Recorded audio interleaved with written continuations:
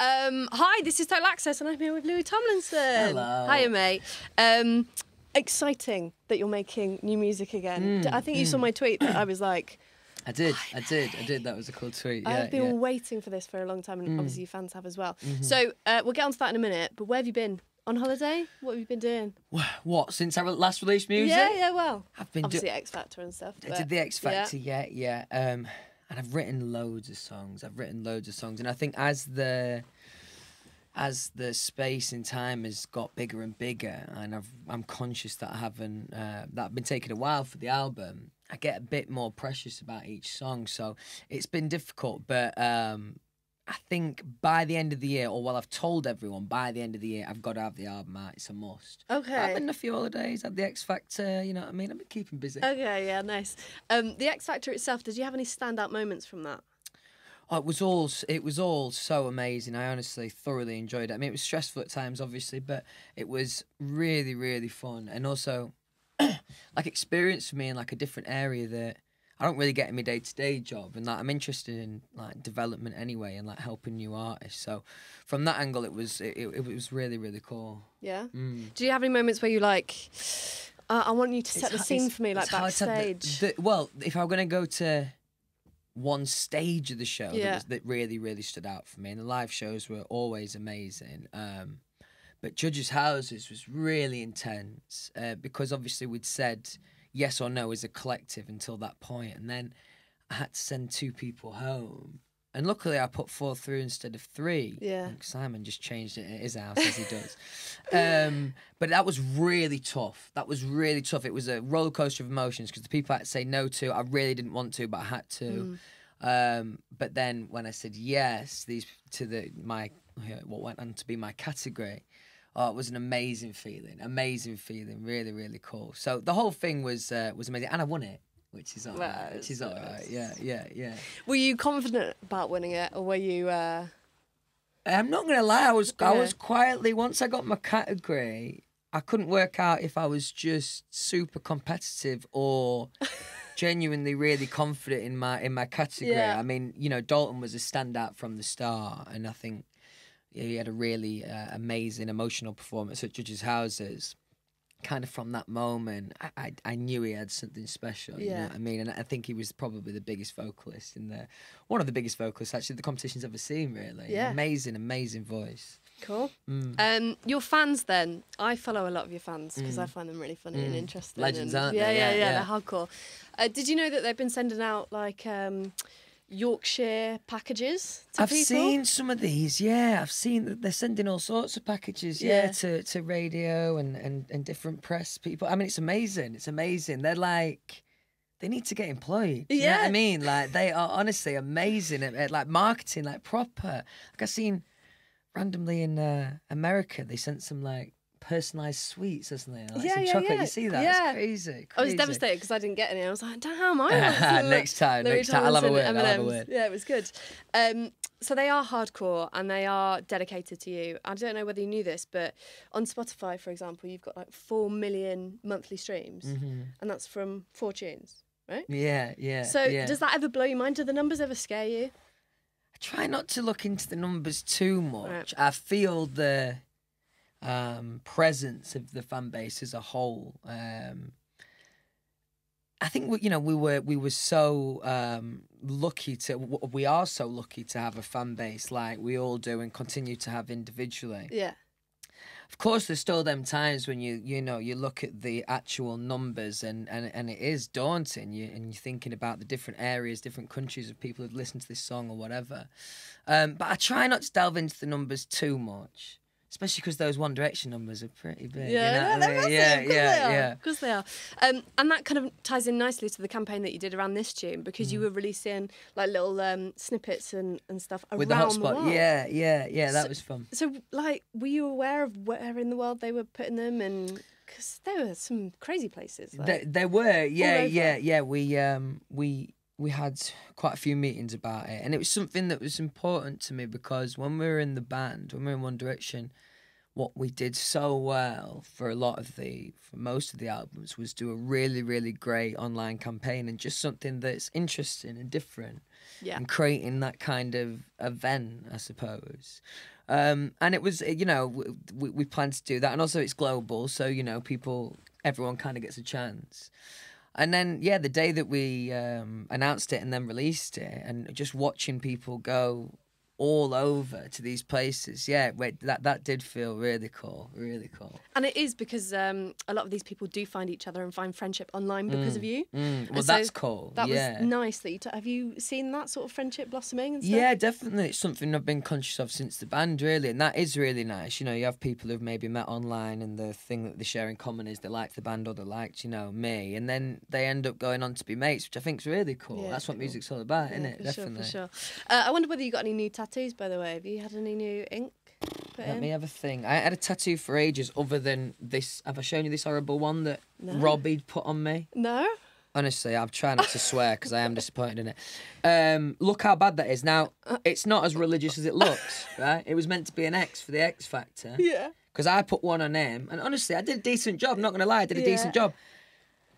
And then Did he sneeze at one point? he said What I happened? moved, but I'm not being funny. I think maybe he dug a bit too deep, as you can see with how thick it's gone there. But I might have to get that covered up at some point. But other than that, no new tats. No new tats. No. Nothing planned at the moment. I probably will. I'm just. I haven't one for ages now. Being a bit of a wimp, maybe. Okay, maybe. Yeah.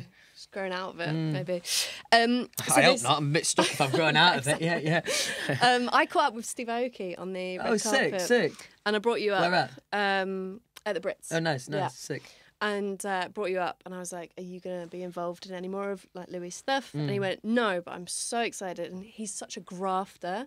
Like that's what he described. Like he was like, And that he means a works lot so coming from him hard. because like Okay. he is a grafter. Like Okay. wow, like he is a really, really hardworking guy. And a lovely, lovely man as well. So that's cool to hear.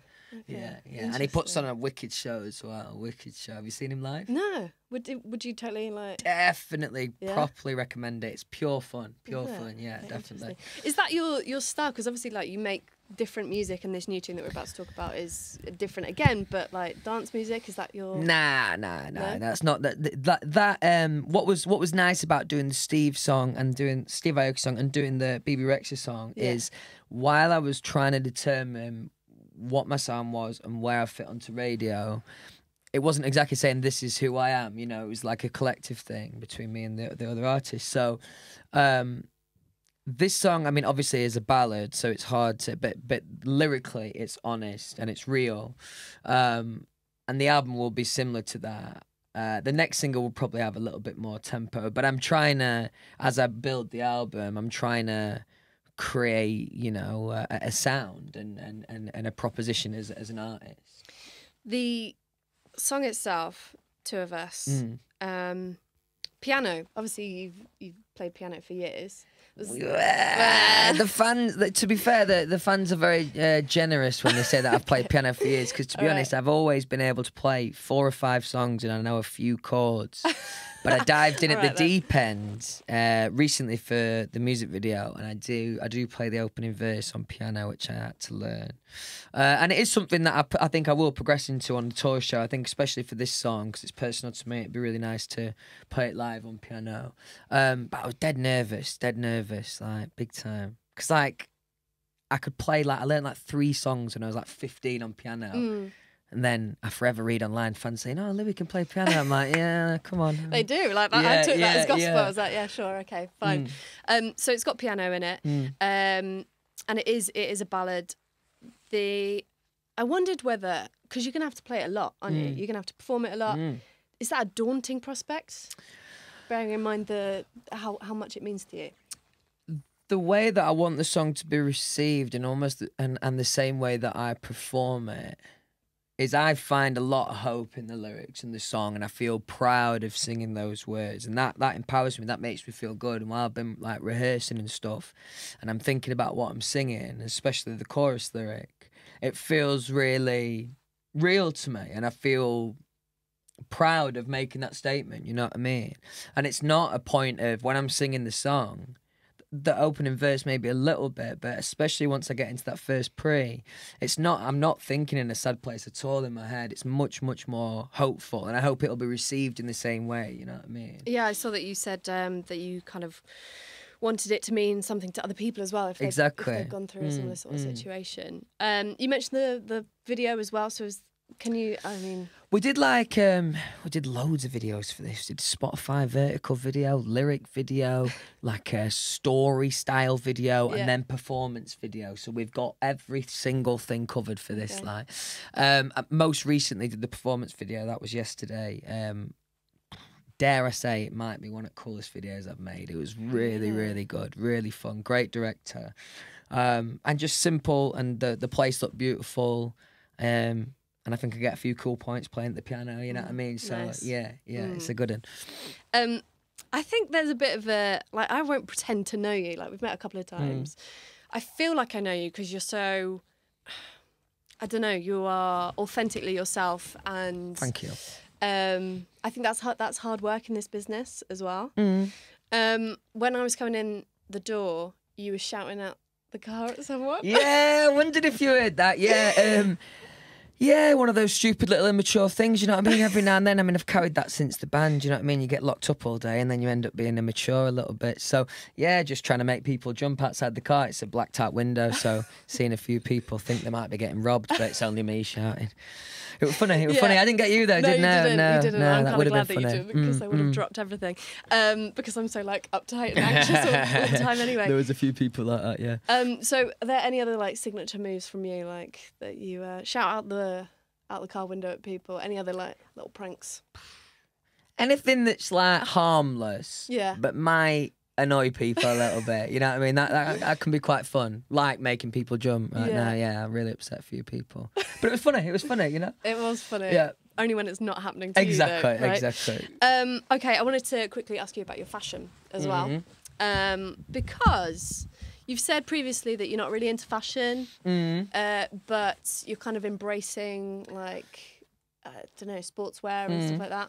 Do you have any fashion icons? Anyone that you look up to and you go, he dresses nice? In a less creepy way. That I said it. I mean, often I might look, I might see a lot of them rappers dress cool. A lot of them dress pretty mad as well. Right? Some of but I can't really think of an individual. No. Really, no. Because there's a lot of crazy fashion out there at the moment, especially from people in the industry. So I don't know. Probably just it's probably more in line with football fans. Yeah. Styled up a little bit. Nice. Yeah. What will old man Louis Tomlinson look like? It's a funny question. 80-year-old Louis Tomlinson. What will 80-year-old? What will I look like? Actually? Yeah. And what will you be doing? Where do you reckon you'll be living? Oh, that's a good question. Well, I'll be in England for sure. Yeah. Don't know whereabouts in England. Like the idea of retiring to the country a little bit once I get to that age, maybe. A farm? Are you thinking about having a farm or something like that? A farm's a bit far. Okay. A farm's a bit far. Yeah. I think I'm going grey already. So honestly, I'm going grey already, a little bit on the side. So there'll be a little bit of that, that's for sure.